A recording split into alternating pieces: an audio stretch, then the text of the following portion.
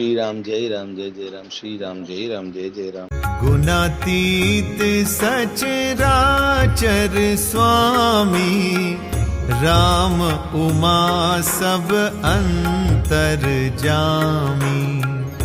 कामिन कै दीनता दिखाई, धीरन के मन बिरति दृढ़ाई।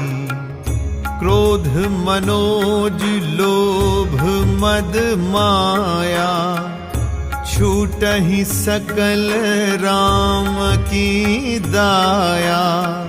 सो नर इंद्र जाल नहीं भूला, जा पर होई सो नट अनुकूला।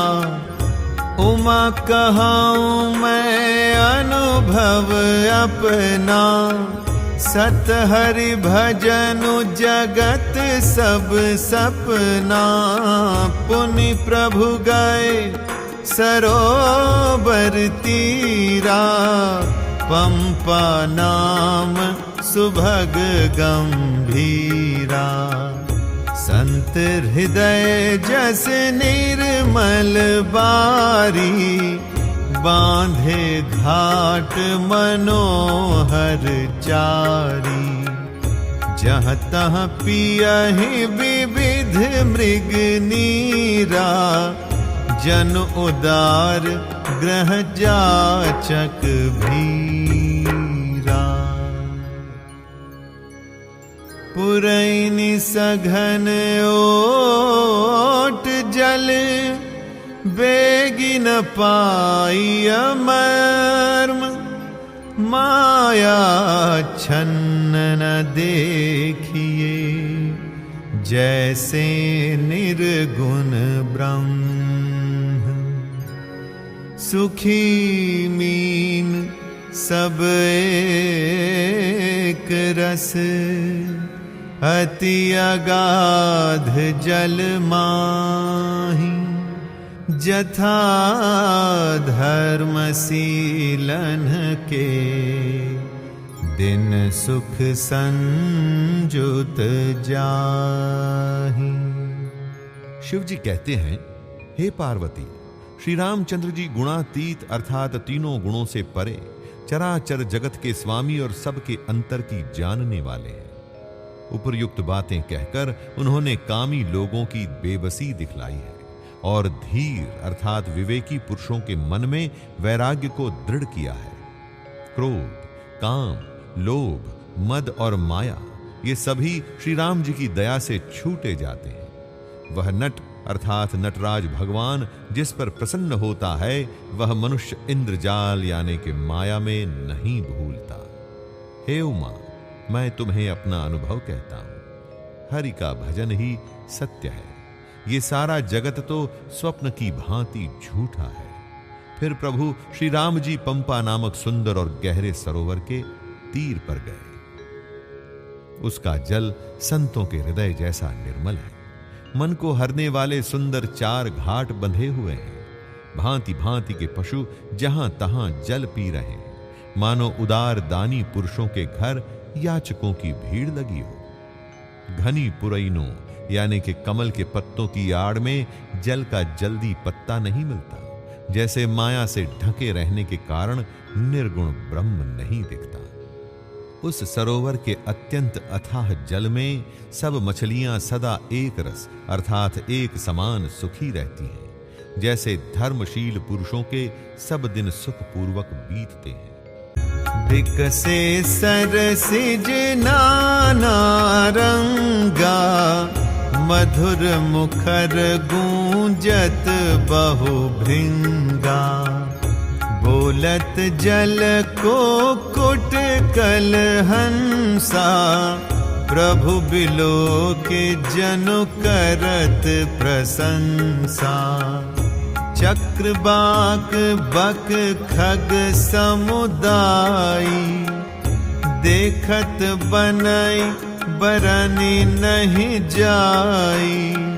सुंदर खग गन गिरा सुहाई, जात पथिक जनु लेत बोलाई, ताल समीप मुनिन्ह गृह छाए, चहु दिस कानन बिटप सुहाए, चंपक बकुल कदम्ब तमाला, पाटल पनस परास रसाला, नव पल्लव कुसुमित तरुनाना, चंचरीक पटली कर गाना, शीतल मंद सुगंध सुभाऊ, संतत बहई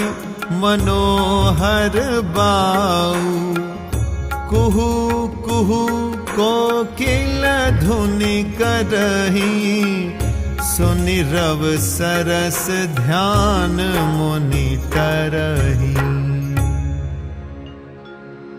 फल भारन नमि बिटप सब, रहे भूमि नियराय, पर उपकारी पुरुष जिमि, नवहि सुसंपत्ति पाई। उसमें रंग बिरंगे कमल खिले हुए हैं, बहुत से भौरे मधुर स्वर से गुंजार कर रहे हैं, जल के मुर्गे और राजहंस बोल रहे हैं, मानो प्रभु को देखकर उनकी प्रशंसा कर रहे हो।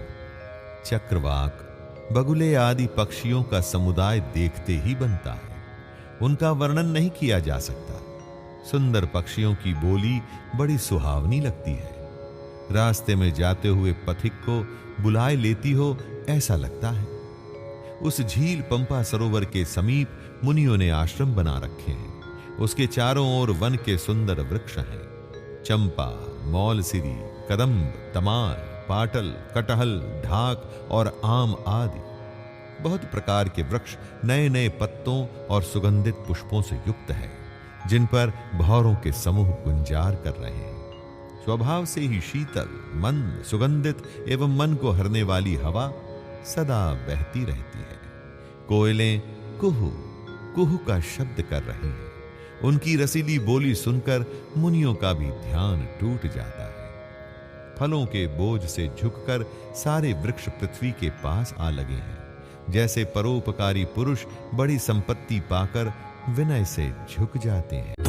देखी राम अति रुचिर तलावा, मज्जनु कीन्ह परम सुख पावा, देखी सुंदर तरुबर छाया, बैठे अनुज सहित रघुराया, तह पुनि सकल देव मुनि आए, स्तुति करि निज धाम सिधाए, बैठे परम प्रसन्न कृपाला, कहत अनुज सन कथा रसाला।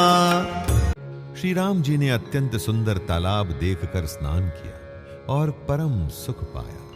एक सुंदर उत्तम वृक्ष की छाया देखकर श्री रघुनाथ जी छोटे भाई लक्ष्मण जी सहित बैठ गए। फिर वहां सब देवता और मुनि आए और स्तुति करके अपने अपने धाम को चले गए। कृपालु श्री राम जी परम प्रसन्न बैठे हुए छोटे भाई लक्ष्मण जी से रसीली कथाएं कह रहे हैं।